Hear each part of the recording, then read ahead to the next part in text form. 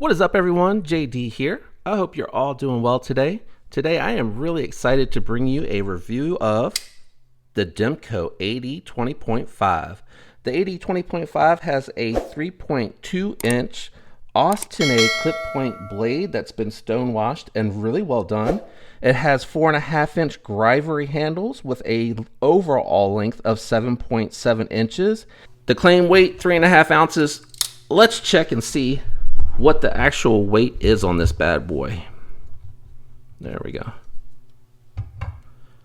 3.6 ounces. So I don't know if there's a difference from the shark foot to the clip point, because the clip point has a little bit longer blade, but as you can see, 3.6 ounces. So just a little bit more than what they claimed. So Demko has really brought to the game a knife that should be strongly considered for an everyday carry knife and a do-it-all knife, in all honesty.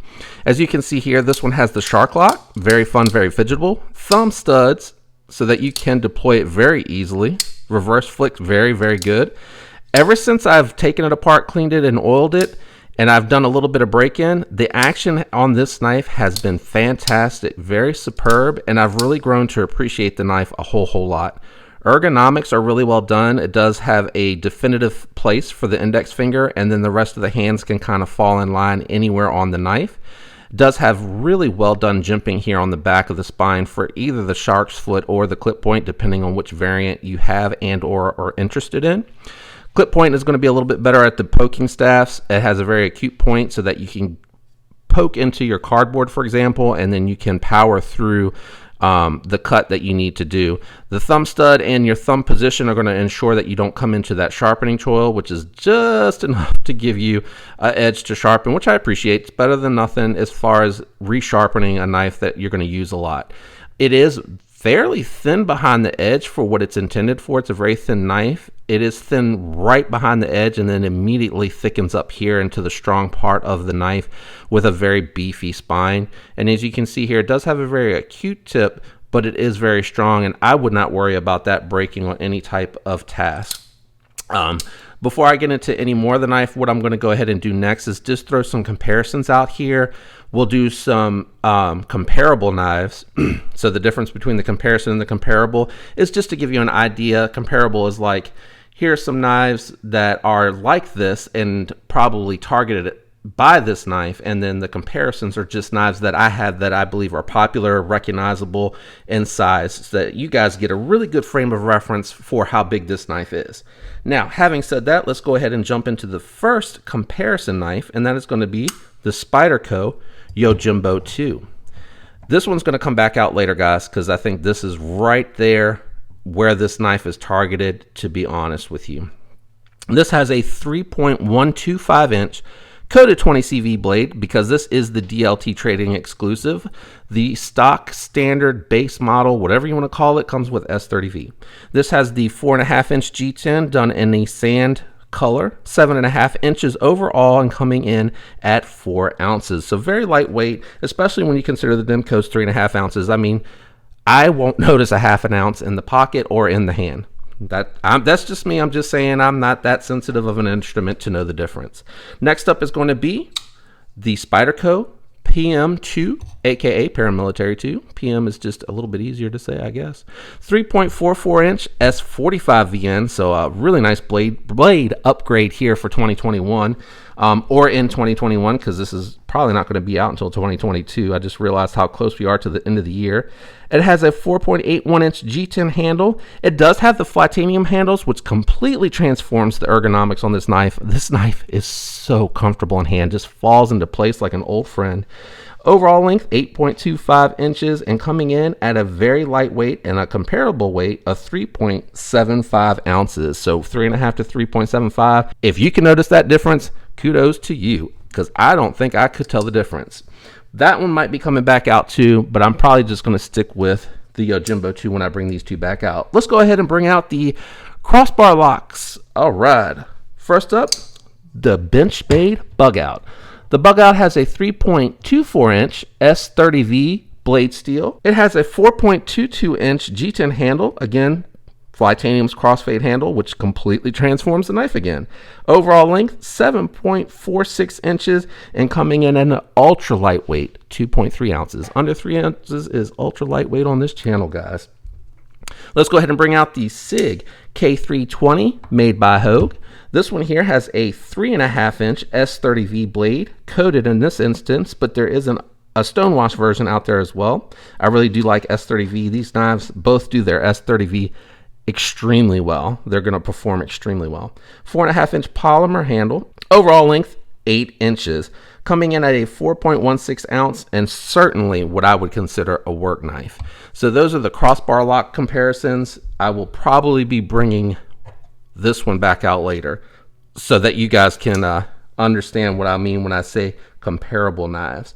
Last up are going to be my budget knives, and the first one of that is going to be a very recognizable knife in the EDC community, the Civivi Elementum, coming in with a 2.96 inch D2 blade, 4.03 inch handles, micarta on mine, 6.99 inches, and an ultra lightweight 2.89 ounces. So you can see it is pretty close. I'm sure some of you are probably looking at this very surprised at how close they are in size. I mean, it's obvious that the Demko is a little bit bigger, but that Elementum, and this is why I said earlier, this is going to be a really good offering from Demko for an EDC knife, for somebody that wants to carry something that's going to fit and carry in the pocket, but this knife here is going to be able to work. I have no doubts about that. Next up is going to be the CJRB Feldspar. You all know how much I like this one here. It has a 3.5 inch stonewashed D2 steel. Really good stonewashing from CJRB. They do really good finishes on their blades. It does have a 4.6 inch burlap micarta handle with an overall length of 8.1 inches and coming in at 3.67 ounces. So these knives are all really close and similar as far as the weight offering. So they're going to carry very light in the pocket. Let me go ahead and get these knives out of the way. What I like to do is profile so you can see the thickness of the Demko, which I think is going to be pretty impressive for some of you guys that are about to take a look at this. So you can see here, look how thin that is. Really, really thin and taking up minimal pocket space. I'll zoom in so you can get a really good look at that against the Elementum. So let me go ahead and bring out the bug out. I'm going in reverse order now. I guess it really doesn't matter. I don't know why I switched hands. I think because I do a better job with the, I wish I could get it a little bit more flat. I'm calling that even. That is impressive because the bug out is always the thinnest knife on the profile comparisons. I'm going to go ahead and bring out the Yojimbo 2, which is also paramilitary 2 territory, because when I did the comparison of those two knives, they were the same thickness.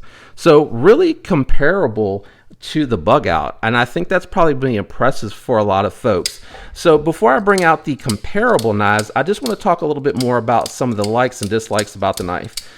First, let me start with the fact that I don't like that the blade stock sits out past the actual grivery handle right there. You see that where it sticks out just a touch? As you can see when you're holding the knife, when it starts to work up against the grit of the material, it ends up on the finger, and as you can see there, it's going to leave dirt on your hand every time. It does wipe right off pretty much. I let it ride naturally against the material because it doesn't come with grease there, and I don't believe it should have grease there. I leave my oil for the pivot, and that's the only spot that I leave the grease for, or the oil. I guess I shouldn't say grease, the oil for. I really like the clip point. I did pick up the Blade HQ exclusive Shark's Foot with the green, and it looked a lot better in person, honestly. But it looked really good. But I just ultimately ended up just kind of selling it back out to someone else because I really wasn't interested in the Shark's Foot for this knife. For an EDC knife, I do tend to favor more of the clip point, drop point Wharncliffe styles. A really good example of a Wharncliffe is going to be like on the smock. You see how you still have that tip?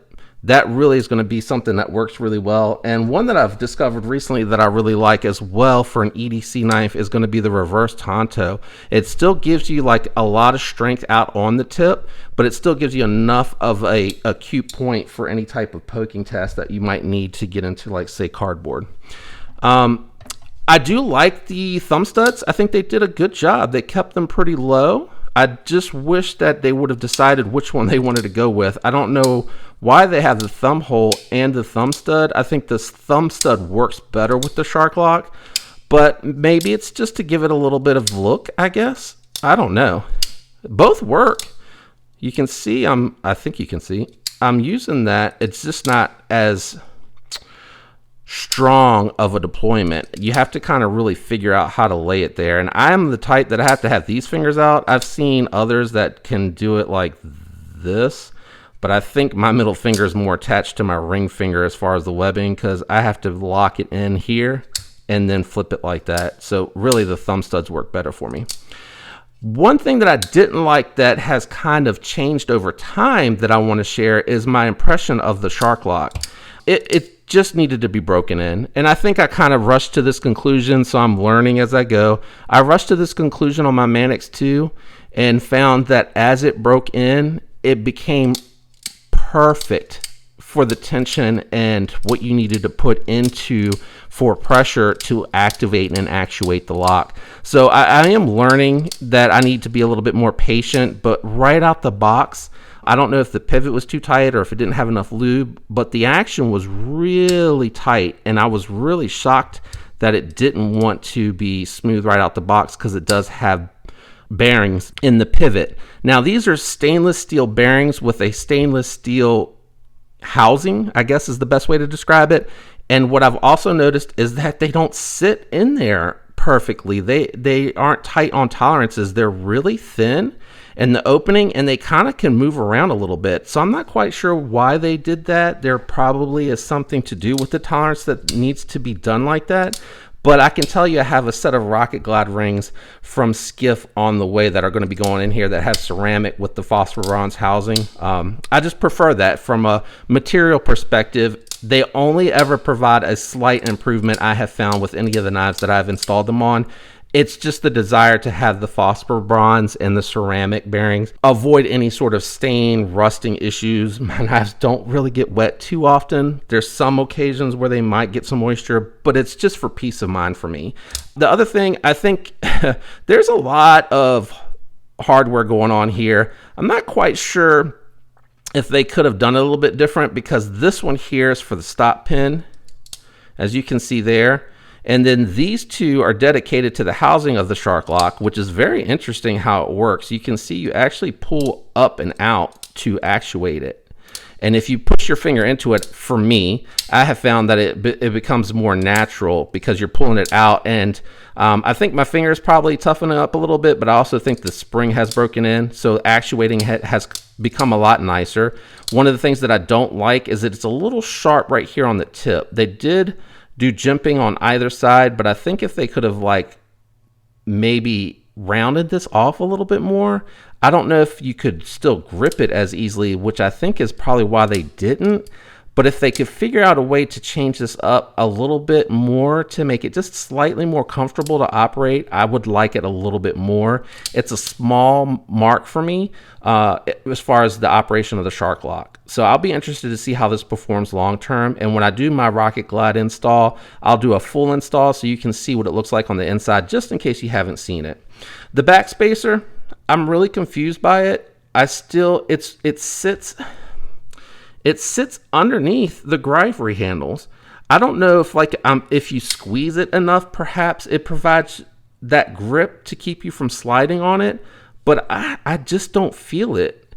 Like when I move it around back there, I don't feel it at all. When I move my hands across these diamond scales, obviously because there's nothing else, I can feel it. I can even feel where it gets smooth here for the pocket clip portion where it rests on, and I think it's cool. They threw the little AD20 in there to use that space to kind of make it a little flashy. But not 100% sure on that. I'm not sure if it could have been that they put maybe bigger sections and had them sit up a little bit more so it's not chewing into your hand. I really don't know. I just think that it's a little weird. I'm not knocking on it or taking off of that, but I just wanted to give that feedback. I want to get into the comparable knives. I know I'm running long. They're coming up. I appreciate your patience. My last complaint is the pocket clip. I hate when manufacturers build pocket clips around lanyard holds. For me, I'd rather just not have the lanyard hole, or for you to kind of build it into the back spacer. Just don't do this. They could have brought the pocket clip even up to here, and I still would have been happier than I would have where it landed, because they tried to accommodate that pocket clip. Let me go ahead and get into the comparables. I'm running long. I apologize. I'm going to start with the Yojimbo 2. And the reason I feel like the Yojimbo 2 is super comparable is because it's a very similar size. You can see here the Yojimbo and the clip point on the Demko AD20 5.5 are very similar. Very similar as far as length. This gives you a better cutting profile, but it gives you very similar cutting edges as far as usable edge. This does give you a little bit of sharpening choil. You don't get one on the Yojimbo 2, but that just means you have to find a way to be able to sharpen that with like a flat stone where you can get the edge to go in there perfectly without it bumping into the plunge right there. So you can see that. The G10, honestly, I would say they probably are equal. I feel like the Grivory gives you plenty of grip, and I feel like Spyderco, you know, on all the knives that I've experienced where their G10 comes in, has excellent texturing for grip without being overdone and too aggressive to be putting in and out of the pocket. Like, you're not going to saw away your denim while you're putting it in and out of the pocket. Honestly, both of them are highly disappointing with the factory clips. I think Spyderco had to possibly do they always do the same clip. They don't have to do that, but I think that it's a little bit more limited because of the way that this is designed. As far as ergonomics, that's going to come down to preference. I really love the Yojimbo. I'm kind of sad that it took me so long to discover it. I'm going to call that even as well. I feel like the ergonomics come down to preference, but both of them feel really comfortable in hand and inspire a lot of confidence. Like, when you're using it, you're not going to lose your grip. I like this from a utility perspective a little bit better than the clip point, but again, for an EDC, I do like these types of knives, so either one of them, so I'm really not going to give it to one or the other.